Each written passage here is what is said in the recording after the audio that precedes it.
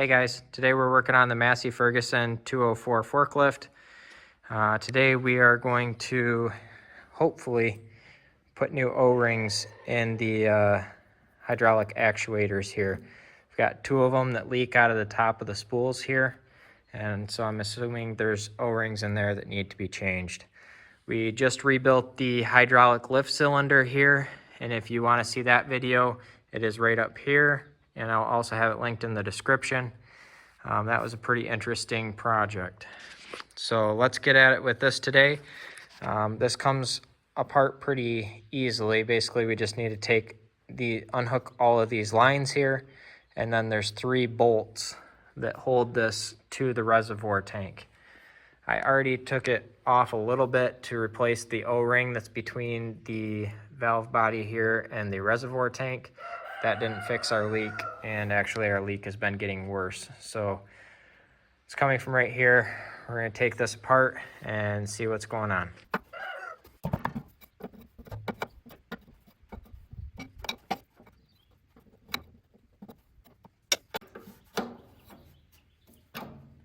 There we go, first line is off.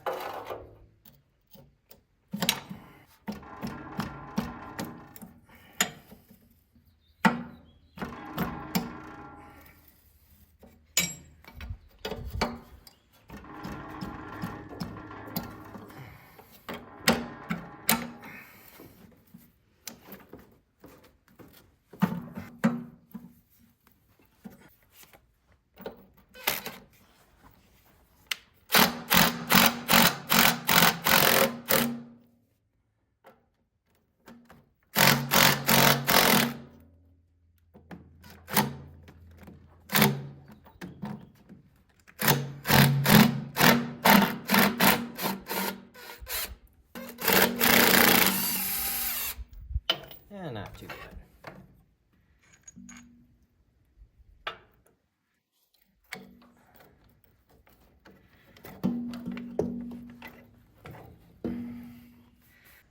All right, we're just gonna clean this off with a rag as best as we can anyway. Once we get all the big debris off, we'll spray it off with some carb cleaner or brake cleaner or something.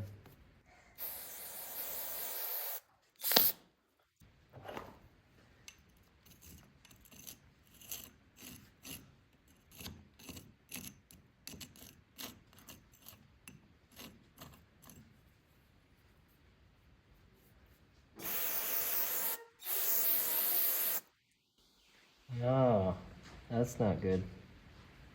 There's a crack right back here. Now we're gonna take all of these bolts off from the bottom here.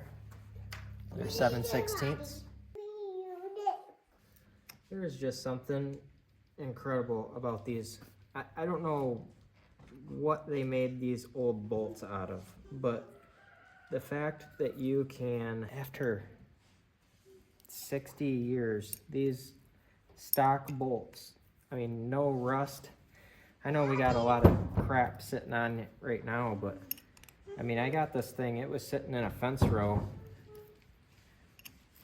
Normally I'm like adamant you use 6-point stuff to take things apart, and this, the 12-point on here's breaking these easily. They're turning nicely, nice and free. Maybe that's just a bonus to working on hydraulics. Wow, that one was very loose. Okay, we're gonna very slowly let this off. Oh, there's a bunch of spring pressure in here. Yep.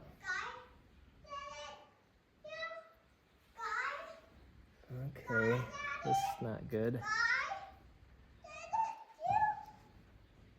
I'm seeing pieces here. So all of these metal pieces here, looks like they came from right there. So it looks like the cone on this would push up into that port there and seal it. Not sure what we do about that, to be quite honest.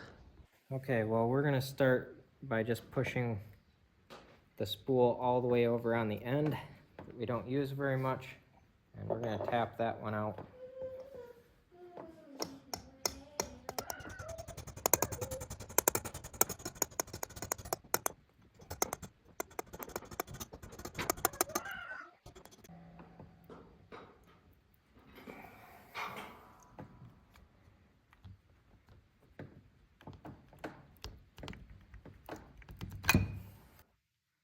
I don't see any O-rings anywhere in here.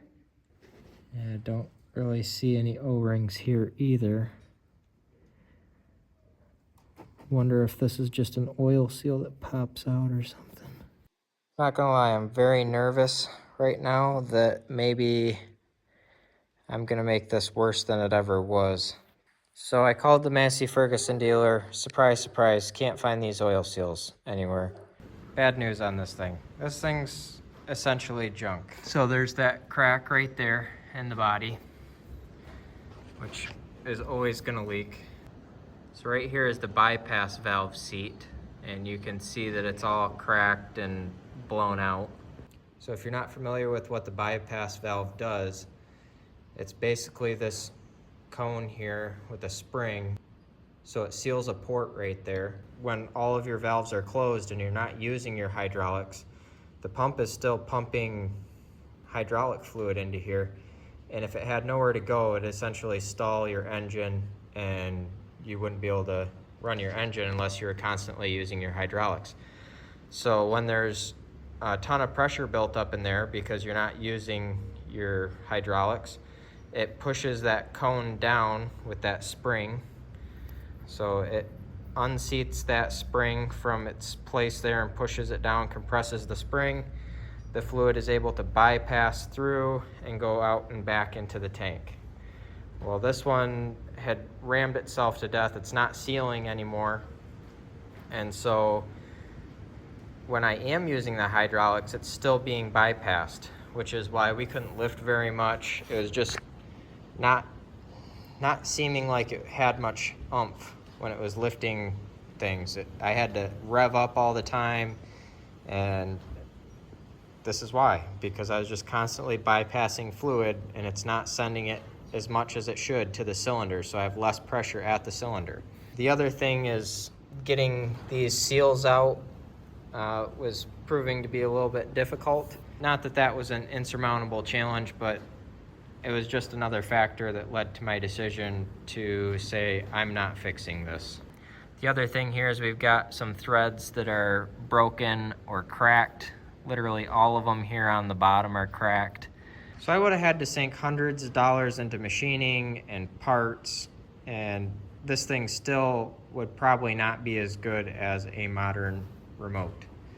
So I decided to do this. So I cut out this plate that'll go over the front of the hydraulic tank right here. So this will be the return line here. I welded on a fitting that I got from the local hydraulics company here, and we should be able to get this thing up and going. The recess right here is just like on the back of the original hydraulic controller. So I can take the O-ring here that was in there, place it right in there. It sticks up a little bit so it'll seal nicely. So I bought a new remote on Amazon. It was pretty cheap. This is a 13 gallon per minute remote. 13 gallons per minute seems sufficient. Raises and lowers at pretty much the same speed as far as I can tell.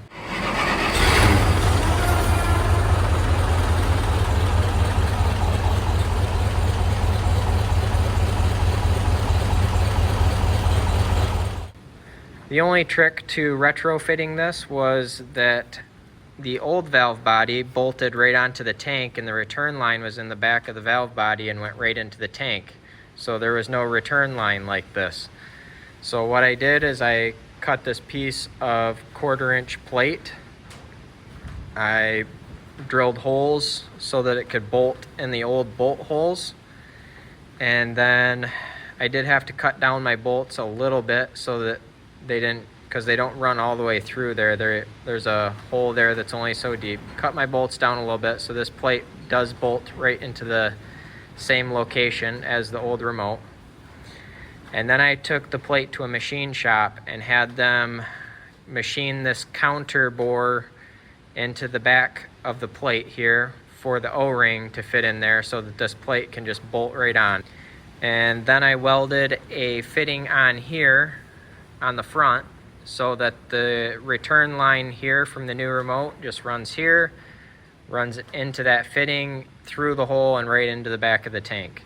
The only other thing that I did to this plate was drilled and tapped a couple of holes here for the remote to bolt onto, and trimmed these bolts to length because they can only go so far. So basically the hole is a 1/4 inch, and so I made it so that when these are tight, they're right to the back of the plate.